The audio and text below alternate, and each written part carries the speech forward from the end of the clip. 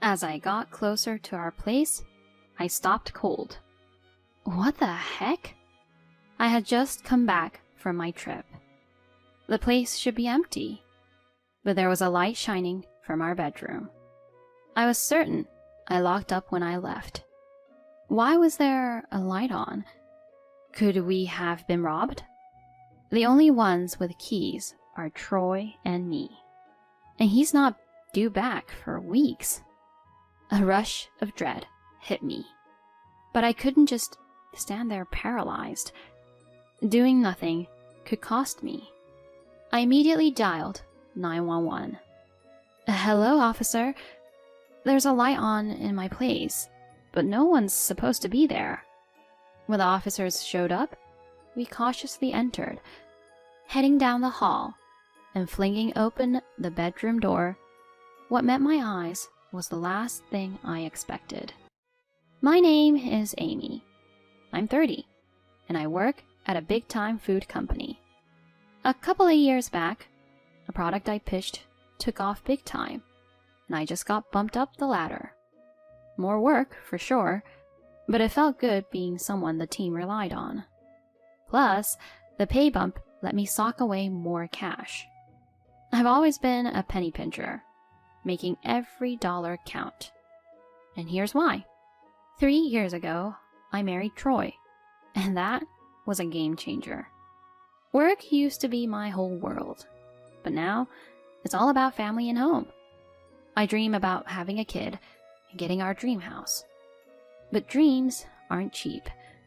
Realizing these dreams means being realistic about finances. We'd need money for children and a home. I wouldn't want our child to be deprived of experiences because of money. I want our kid to have the best of everything, trying out whatever they're into. It might be getting ahead of myself, but I can't help but plan for our future. When I got my promotion last year, the first person I rang up was Troy. He'd moved for his job about half a year before my big news. So I called him right away. Troy, you won't believe it. I got that promotion. No way. That's awesome. Yeah, and with the raise, we can stash even more for our future. Guess I better up my game then. Just keep an eye on that wallet. Even with distance between us, I can't help but worry about him. He can be a bit scatterbrained, especially when it comes to his stuff. He loses things, buys replacements without really looking, and then ends up with doubles. When we were living together, I could keep him on track. But now, it's tougher. He knows my dreams of kids and a home. And while I worry a little, deep down, I trust him. Fast forward about a year. Troy only makes it back to our place every few months. I'd love to see him more, but flights aren't cheap. This weekend, after a 2 months gap, he's back. I finished work early, cooked all his favorites, and just waited. Around 9 p.m., I heard the front door. I popped out of the kitchen to welcome him. And there he was, my Troy. Look who's here. I dashed over, and he scooped me up, laughing. Hey there. Missed me? I came straight from work. Aw, thanks. Nah, got some sleep on the flight. Oh, I got you some chocolates. They're your favorite, right? Wow, thanks. I absolutely love them. That's what I wanted to hear. Now, how about dinner? I'm starving here. I made all your favorites. Let's eat together. I grabbed his hand, pulling him toward the dining room. Seeing the feast laid out, his eyes lit up. We dove in, savoring every second of the reunion I've been waiting for. We chatted and enjoyed our meal together. After we ate, I let him hop in the shower first, thinking I'd go after.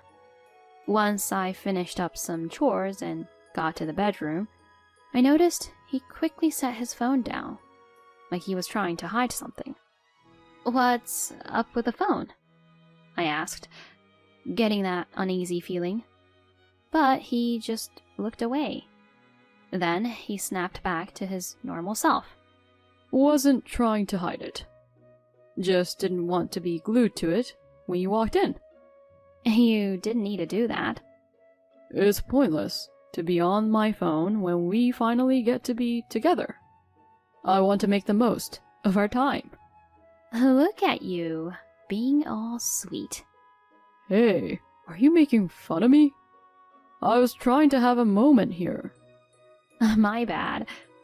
I really did appreciate it. I moved to snuggle up to him, but he caught my hand saying, We're both exhausted. Let's just crash. And quickly went under the covers. I couldn't get another word out, just whispered night and lay down. I was hoping we'd have some quality time in the bedroom, especially since it had been ages since we'd been together. I mean, it was only 11 p.m., and we both had tomorrow off. He knows I've been wanting to start a family. Feeling a mix of emotions, I forced myself to drift off, tears slipping out, because it felt like I was the only one excited about our time. He stayed 2 nights, but there wasn't any spark, not even a hint of it. As he was heading out, promising he'd come back soon, I just blurted, "Do you not feel the same anymore?" Where's this coming from? You've been so distant, and I've been feeling alone. I'm sorry. Work's just been a beast. I wanted to spend some time with you, just being together, you know? I'm 30, Troy. We've talked about kids. I gotta go, or I'll miss my flight. We'll chat later, he said, darting out before I could say anything. Normally, I'd drive him to the airport, but not this time. Our communication dwindled from that point. I'm sleepy, and I have to get up early tomorrow, were his favorite excuses when trying to evade the kid and house talk and hang up. It was obvious that we weren't on the same page anymore. After that, we barely spoke. In the midst of all this, my job ramped up with a 3-night, 4-day work trip on the horizon. As I was packing, Troy called. He usually texts, so this was out of the blue. Excitedly, I picked up. Hey, what's going on? You've got that business trip tomorrow, right? For 3 days? Yeah, that's the plan. Normally, it's just overnight. But this one's a biggie, huh? The company must really be counting on you. Good for you. Thanks. I hope so. But why the call about the trip? I just wanted to say knock him dead. I know it'll be tough, but don't work too hard. Aw, thanks. It was good hearing from you. Feeling a little brighter after our chat, I went back to packing, feeling uplifted by his kindness. I attacked my business trip with a new zeal. Maybe it was Troy's call giving me a boost, but I wrapped things up faster than expected and got home a day ahead of schedule. I was in the mood to relax back home after wrapping up my business trip early, maybe even share a drink with my husband on Zoom. So, on my way, I swung by a store to pick up my go-to beer and some munchies. Though I was worn out from the trip, I felt a spring in my step heading back. I need to ring him up and say, "Your call gave me the push I needed." It might also be a good time to dive back into our chat about kids and our future place. While making my way home, I started drafting a text to him. But as I got closer to our place, I stopped cold. What the heck? I had just come back from my trip. The place should be empty, but there was a light shining from our bedroom. I was certain I locked up when I left. Why was there a light on?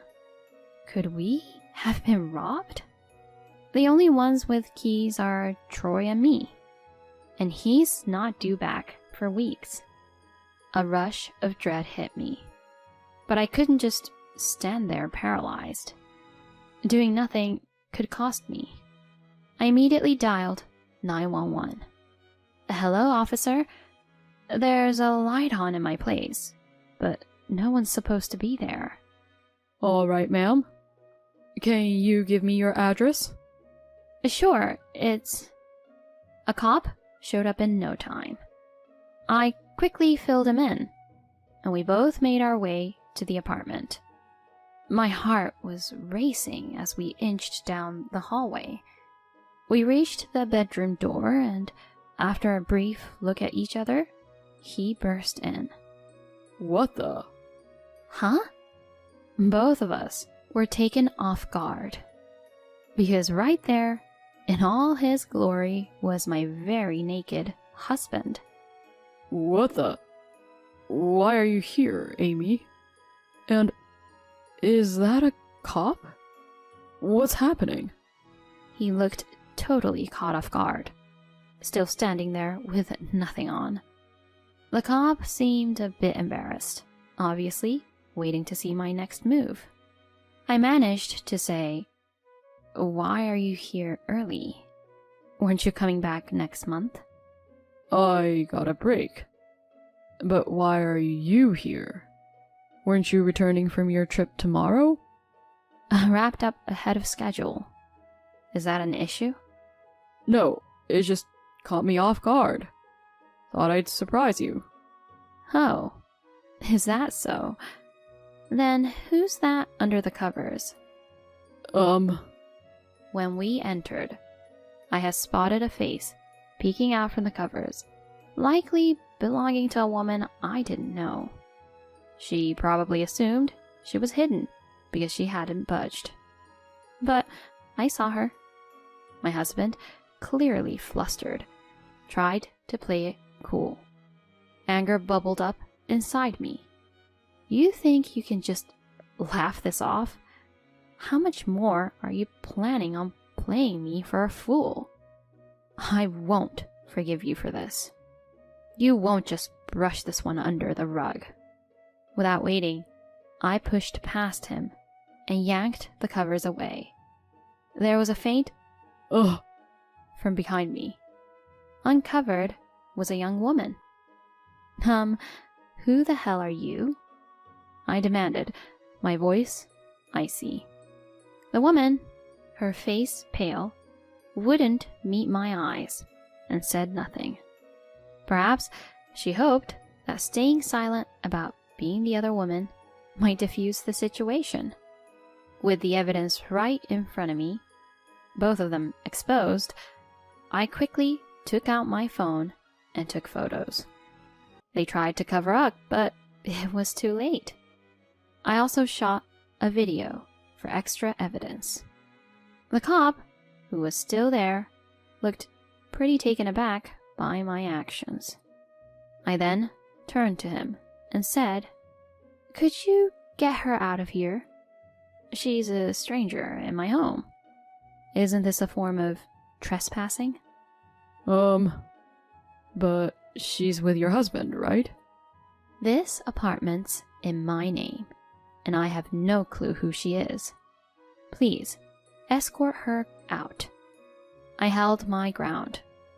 The officer, although reluctant, did as I asked. He waited for the woman to get dressed and then let her out. Troy, pale and looking rattled, tried to explain. Amy, this isn't what it looks like. There's a reason. He started to reach out, maybe thinking a hug might somehow fix things. I snapped. Who does he think I am? I whacked his arms, reaching me, glared at him and said, "So what now? You thought some sweet talk would make it all better? Is that why you were secretive with your phone? Is that why you kept your distance? Because of her? No, I felt alone being so far away and ended up on a dating app and, I mean... Save your lame excuses. You thought you could play me? I'll make sure both of you pay for this. And you, pack your stuff and leave. Now! Like I said before, this apartment's mine. I had it before we got married. Frustrated with Troy's reluctance to get moving, I reached out to his parents. After filling them in, they showed up, and to my surprise, they brought divorce papers with them. His dad let him have it, and made him sign the papers right then and there. Troy was a mess, trying to hold on, but I was done.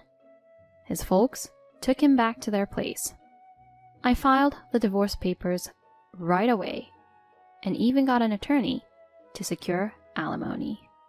Last I heard, Troy's living with his folks, working non-stop at a factory run by a family friend. All the money he makes goes straight to his parents, and he doesn't have a dime or any freedom to his name. As for me, I use the alimony to kickstart a new chapter in a place close to work. Only my parents know where I'm at, so I doubt I'll bump into Troy. From here on out, it's just me. It's a little lonely, but I'm calling the shots now. I'll treat myself right and look forward to better days ahead.